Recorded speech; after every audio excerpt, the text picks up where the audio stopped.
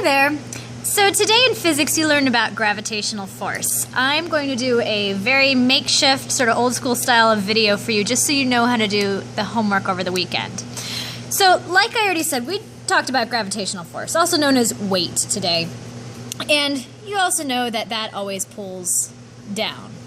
Although what we really mean, of course, is pulling towards the center of the Earth.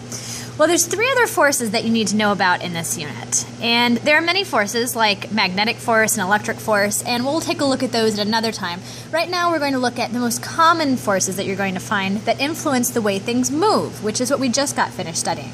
So one of those forces that we hit on a little bit is the friction force. And if you can imagine trying to pull, let's say, a backpack, a really heavy backpack along the ground, friction is there and it is always working against you.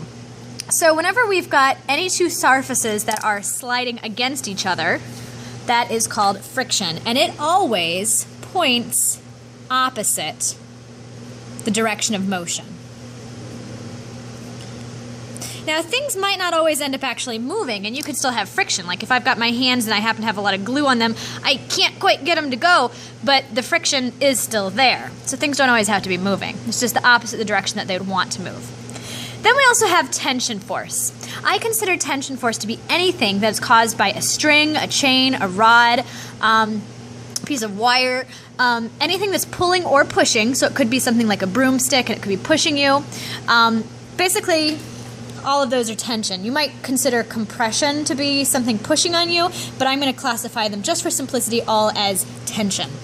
So it always pulls or pushes along whatever is doing the pulling or pushing. So that could be a string, it could be a chain, it could be a rod. All of those options. And the very last one is something called normal force. We already talked about friction. Friction goes like this. A normal force is when you have two surfaces that press against each other. So it always pushes into the object in question. And we call it the normal force because normal is just a mathematical word for 90 degrees to or perpendicular to. So let me give you an example of what a force diagram might look like. I've got an object that's sitting motionless. I can take that object and I'm going to circle that object. That might seem silly, and this might even seem sillier, but promise me, eventually it'll get complicated and this is helpful. That dot represents this box. Now, if you imagine yourself as a box on a floor, gravity is pulling down on you.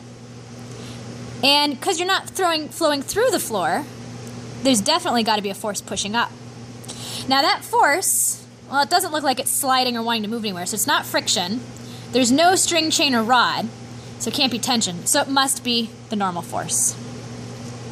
So this is what I'd like you to do for every single one of these boxes to the best of your ability. I'm going to do number 5. And then we'll be done. And I'm going to ask you to try the rest. We start by circling the box, drawing a dot to represent the box. Gravity always is going to push down, or pull down.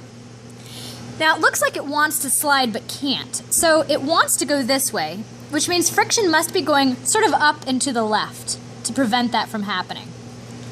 So there's some friction. And the last thing that I know I have, let's see, we've already got gravity, we've got friction. We have no string, chain, or rod, but we must have a normal force. That's the only other option. And it points into the object. And 90 degrees to that surface ends up being not quite straight up, but sort of off to the side. So there's a normal force. So that gives you an idea of what these things look like. Try your best. You may not get it perfectly done. That's okay, but I am looking for you to try, and I'll give you a hint. Every single one of these scenarios should have at least one force on it, and you can probably guess what that force is. Good luck.